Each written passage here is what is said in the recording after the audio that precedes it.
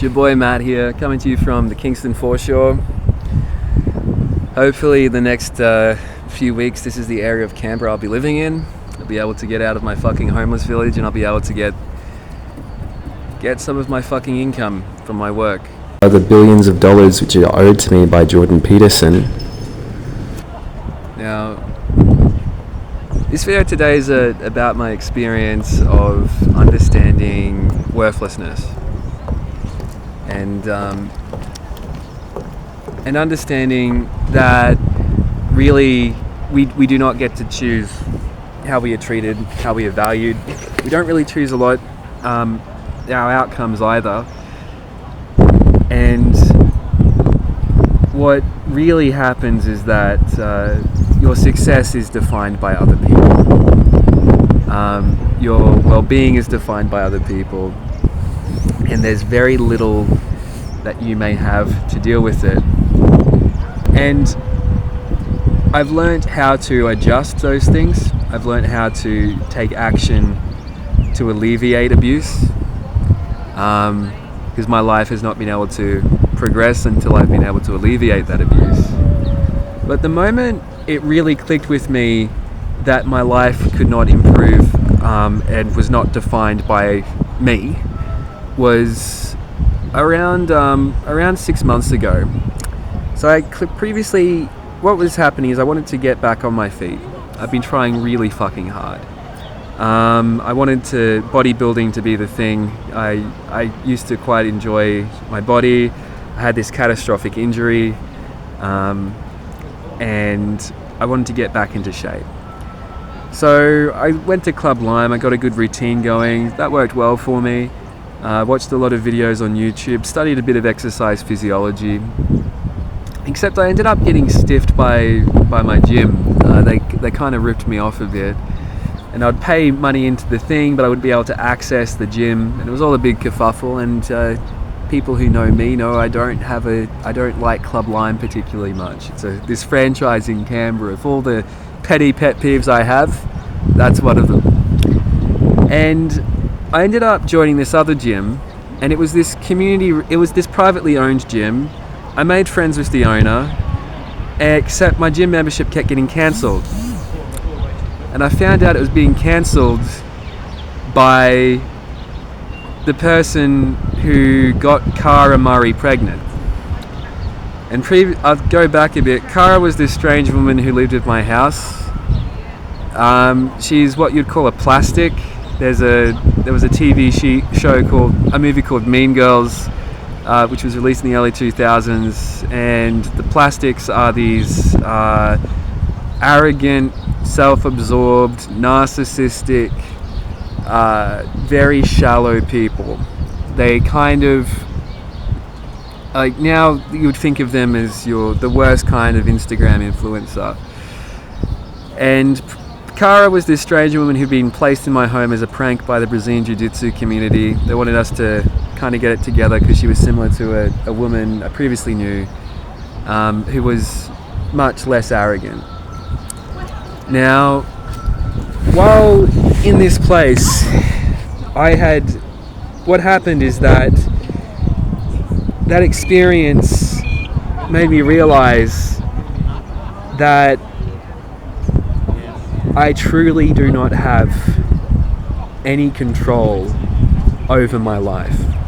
Because at that place there was some indications that Michael had been involved in it. There was the guy bought a dog or something, which was Michael's MO. I had these communities inserting themselves into my life, and even when I tried to find a way to do something positive after all the horrific things, that this thing then happens. And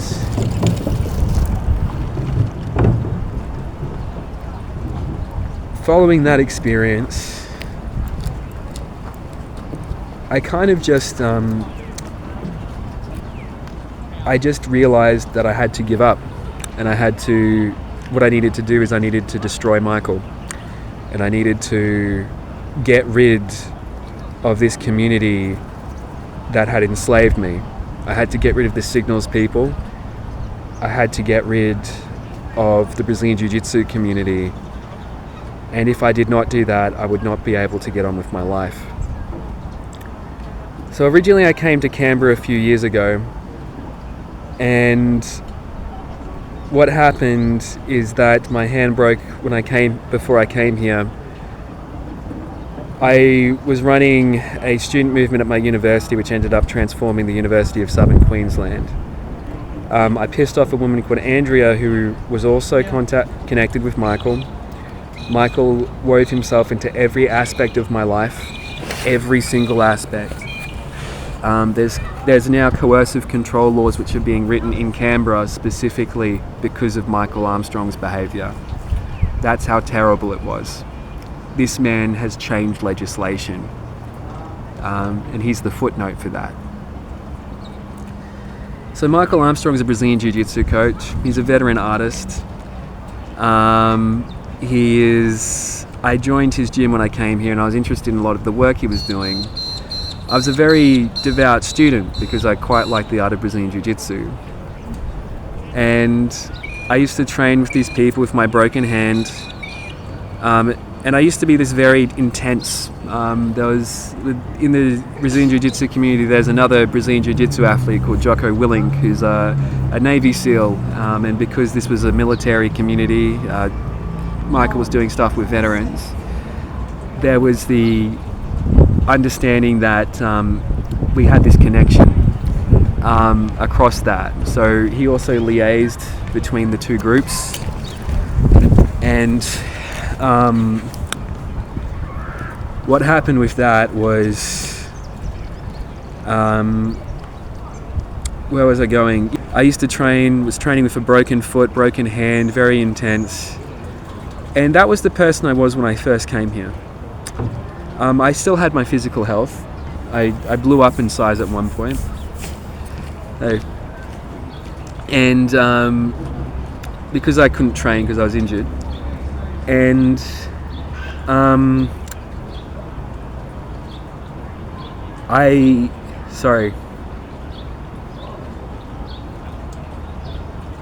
the experience of I think I better finish this video later. I'll have another go. So I came to Canberra.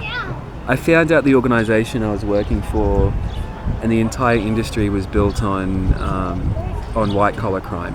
It was vocational rehabilitation, and I was being asked to do fake qualitative research whilst actively providing a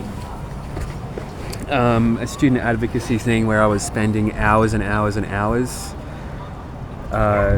doing work because their research methods were shit and they hadn't provided psychology training to their students.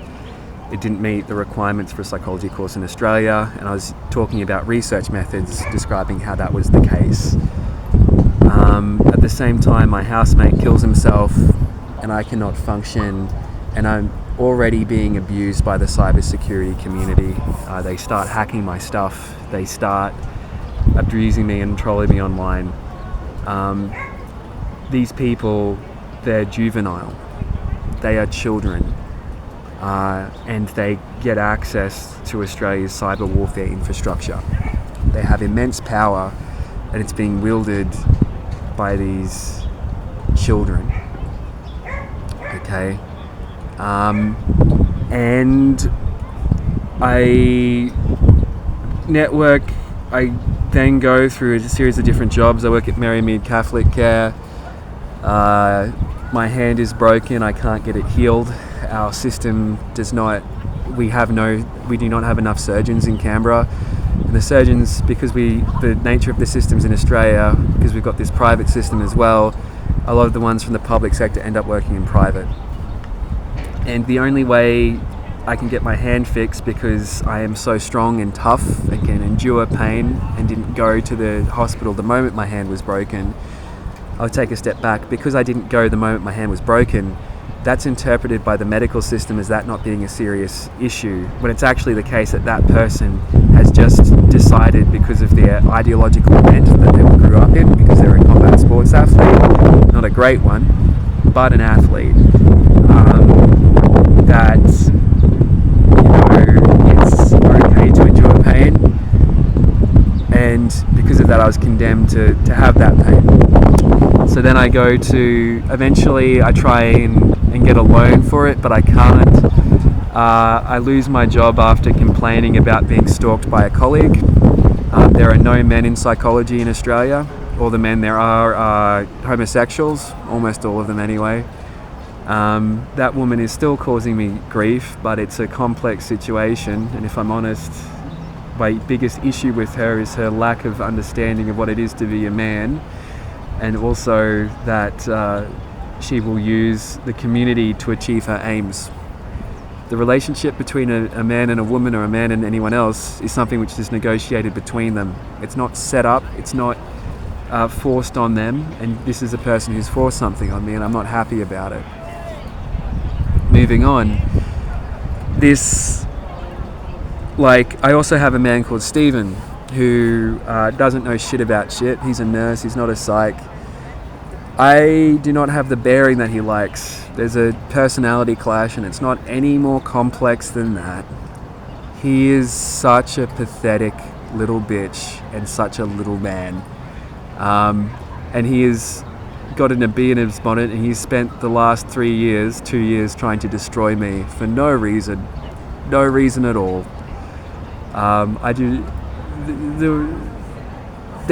What you'll find in this story is that there are no, psychology is not a good discipline to be involved in. If you're smart enough to be a psychologist, you really should have done medicine. This is the discipline where we have all the people who are obsessed with being the people expert and the person who says what people should be like. So it has a lot of very self-important people, and Stephen is the definition of self-important. And in this, and they're a pain in the ass to deal with. So I end up complaining about these things to my boss, and the standard thing I've learned is that whenever if you complain about anything, you will lose your livelihood. Whether we're committing significant white-collar crime, I am being stalked by a colleague, any of that, you're done. So that's fun to know. And as a guy, you don't have the same rights in the discipline. You're expected to deal with the more complex shit and the more violent shit with the same key performance indicators and all those things as your colleagues who are doing happy hands with children. Continuing on with my story, I then end up, and I'm still training at this Brazilian Jiu-Jitsu gym, and the way that I get treated by these people there is that because I'm better at the art than they are, I have a job which in their worldview is very prestigious, because they idolize people like Jordan Peterson, and Jordan Peterson's also a psychologist. I get this constant abuse, and the abuse from signals does not stop. It does not stop, right? These people are 4chan troll kind of people. They take great pleasure in undermining and targeting and bullying people. So this has been consistent throughout my entire experience here. And even when I'd had nothing to do with the gym, I was still being abused by them. It's been the experience of being a targeted person. It's horrific. And I end up eventually working, I think I ended up working for a man called Donald Macaskill. And because of the nature of the NDIS, where they don't bother with any sort of certification or training, and it's so cowboy, described in a video, Horrors in the NDIS Part 1, my first day, where I was talking down a guy on meth from punching holes in the wall, and half a week later I was talking to a gang lawyer passing on his legals case. Like, there it is, cowboy and hectic, and you end up dealing with all these eccentric, often narcissistic, crazy cunts. And Donald Macaskill was one of those people. Now, I do not like Donald. And at the same time as this, I have the man called Stephen Cole who bastardized me when I was at the Naval College come into the picture. Now, Stephen Cole was he bastardized me as a kid when I was at the Naval College, and that destroyed the next 5 years of my life recovering from that trauma. It completely altered my development as a person. And because I'm interacting with veterans through Michael's association, I now have this guy coming into the picture and him picking a bone with me, because he doesn't want me telling people what he did to me, right? And he's not comfortable about this. So, worse than that, when I end up leaving Donald Macaskill's workplace, because I quit because I realized that he could not train me in the job and he was a criminal and a con man, and I didn't want to be party to that, I then end up being accused of being a thief by him, and Stephen Cole continues to abuse me, right? So then I have this situation. Now, during all this time, Michael's group, at one point, they've called me a mole, a double agent, all kinds of strange shit. I want to say something. I sat down with our counterintelligence force to explain to them that I was being given national secrets by you guys without a security clearance, that there was a problem at your gym with it, and that at this gym, I was very worried about it about the leaking of this information. I've never been a mole. I've never been counterintelligent. I've never been working towards a different agenda. These group of people have just egg all over their fucking faces because of how silly they have behaved, right? As I describe these people, these are the people who will listen to a Donald Trump thing or the MAGA lot about we need to remove the deep state. And I have to say this, my brother in Christ, you guys are the deep state. And they'll have all these strange views. There's a large amount of them are actual fascists. Some of them are proto-fascists. But the best way to describe them is that they're the group of people that you expect on a 4chan message board, okay? Those are the people who work in signals. And with this, I find that I keep going there, and then Kara comes into my home. I'm working at Care Squared Kids now, and I'm working with this insane caseload. At this point, I actually had my arm in a cast.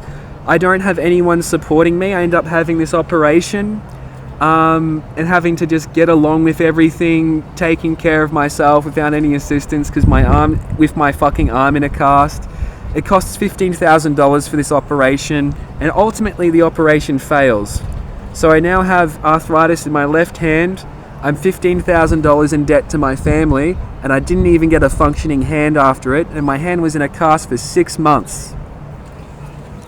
I end up working for Care Squared Kids.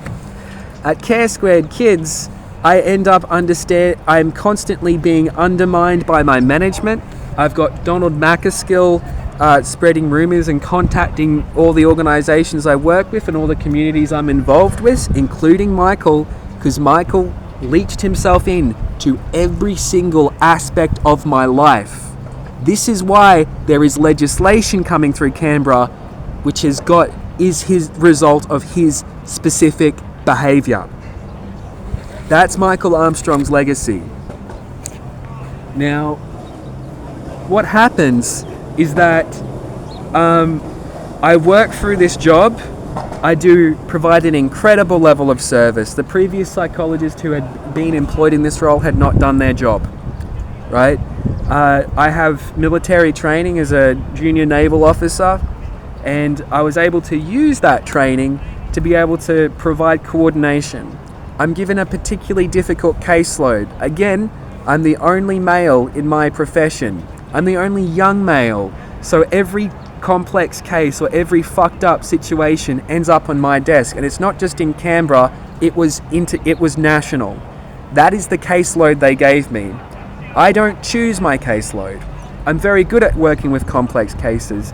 I get assigned my caseload, right? So when APRA and people like that say, mate, you're 30, you're a provisional psychologist and you're dealing with the most complex cases, well, that's why.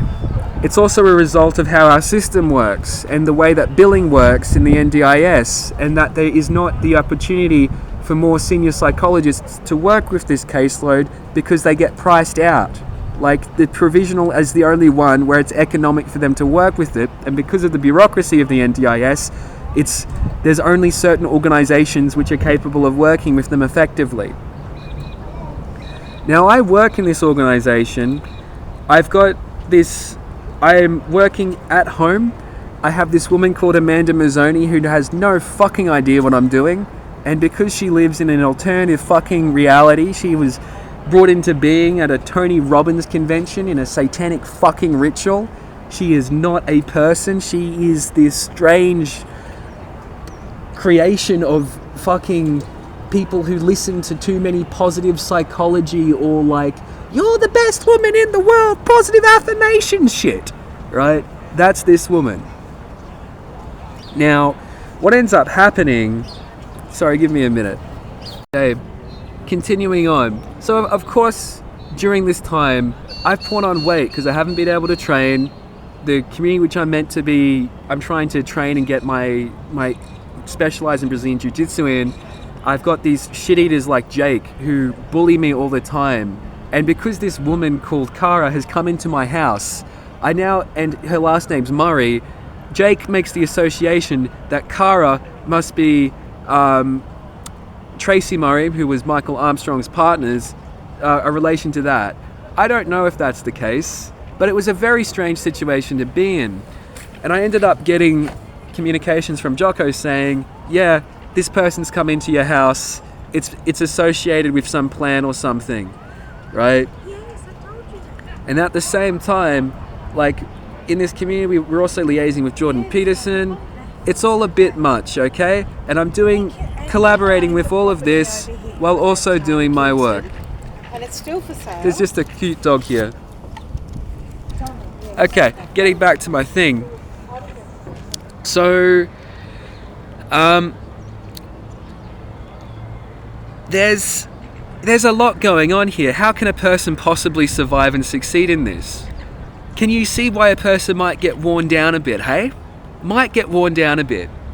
And the worst thing is that at the time, we're playing this game, right? Our signals guys are playing the game. They're making a shit ton of pornography. I'm kind of like a local celebrity for them. And like I also have a sort of like a pseudo leadership role in Michael's gym. Like him and I were very tight. Now, what happens is that like I jerk off on my lunch break to porn which was made by Signals. And what happens is that this was after I had been fired, actually. Okay, so what happened is that I had an argument with my boss because I realized that we were billing this customer $1,400 per hour of therapy when I added up everything in the services. And I realized how the system worked, how the Care Squared kids had made a policy and a system which basically meant that everyone in the company, like the entire system was built around exploiting the NDIS. And it wasn't just happening there. the same thing had happened at another organization called Occupation Rehabilitation Services, and ultimately it's because of the ancestry and all of these things, like just the business models. It all came from workers' compensation, vocational rehabilitation, and it was all it all came together. There's a complex history to all this stuff. And also, it's not just that, it's just what happens when we have private sector interacting with government, because private sector is always smarter, except their job is to get the money. I've really learned that private sector really almost always is smarter, because these guys who are spooks at the Australian Signals Directorate are fuckwits, and they're meant to be the super cool, NSA guys. They're not. Okay, it's a myth. They're not. If you want to be a spook or a spy, it's a very achievable job. So everyone, if that's what you want, you can do it. Human intelligence is a bit more difficult, but ASD is easy as fucking piss. They pay like shit though. Okay, getting back to it.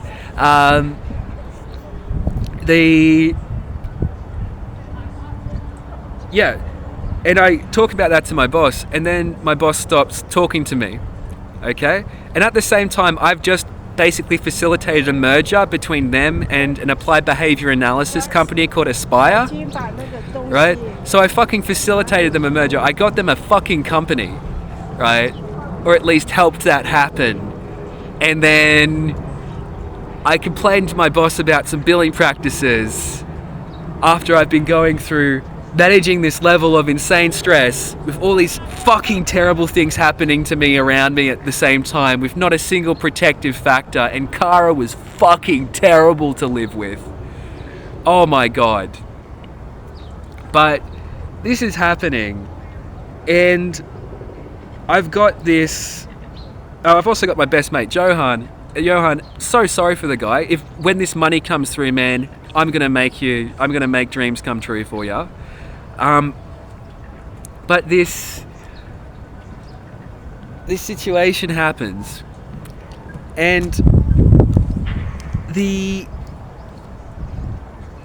I complain about this billing, and then I lose my livelihood, and then as I'm being fired, and on my personal fucking computer, not the work computer, but my personal computer, which I find out has corporate spyware on it, so they seeing me outside of the virtual desktop environment in an app called Windows Virtual Desktop, that they've actually spied on me, and they've watched me jerk off to my fucking pornography.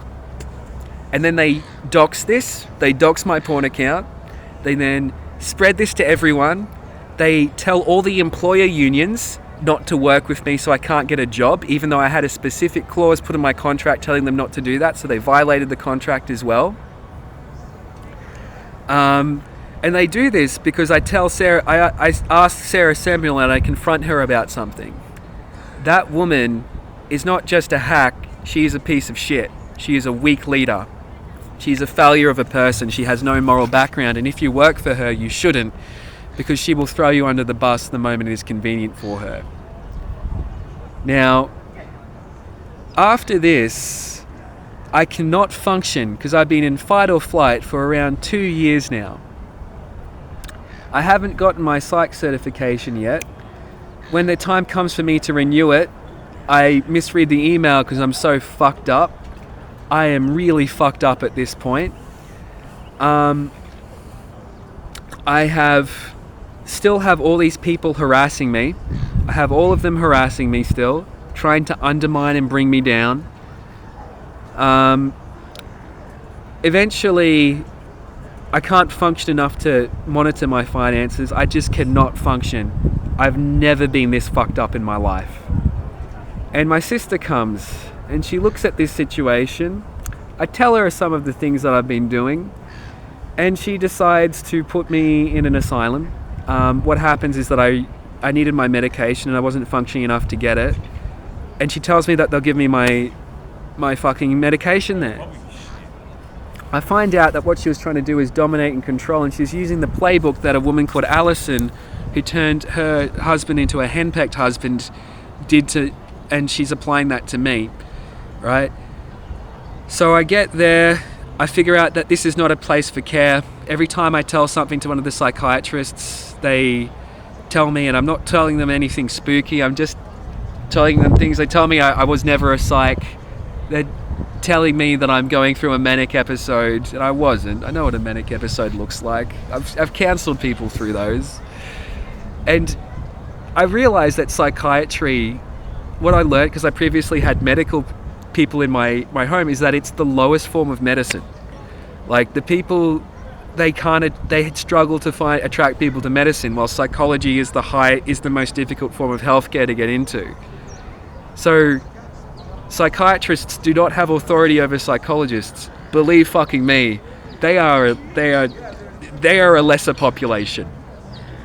As a population, individuals, probably brilliant. They've gone through medicine, man. You can't be dumb and do that. You can be a really unwise or dumb, smart person, but you can't be a complete moron. But these people are horrific. Lynette or someone there ends up fabricating a letter which gets used as evidence to try and psychiatrically confine me. I end up winning a court case, proving my sanity, and I get out. I then end up living with a woman called Elizabeth, who was a crazy person. I've made videos on that. I end up working with Jordan Peterson to create our innovations in artificial intelligence. And but at the same time, I've been abused throughout this entire thing and constantly undermined. And it's been hellish. It has been fucking hellish. I end up living in a homeless shelter, which is where I am now. Where there's of course hard drugs and people stabbing each other and all these things. And it all happened because I had this man called Michael Armstrong insert himself into every aspect of my life. I had these people associated with Signals undermine me at every opportunity. I was doing incredibly difficult work in an insanely complex and corrupt system, and have been oriented towards the care of my clients and community the entire time.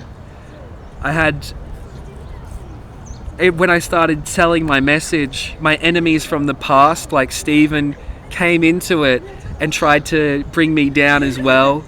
I've had false allegations of everything from child safety issues to having, which I have discussed in previous videos. This one's already very long already, and there's going to be things which are missed out here, hey? But I've had that. I had a man called Theo Aliku make it his life's mission to ruin my fucking life, because he can't comprehend that systems are complex, and just because someone is being abused has been around a lot of crime doesn't mean they're a criminal. I've learnt to have complete disdain for the police and the authorities, because they're not there to help you. They're here to keep a pecking order, and they're often fascist cunts.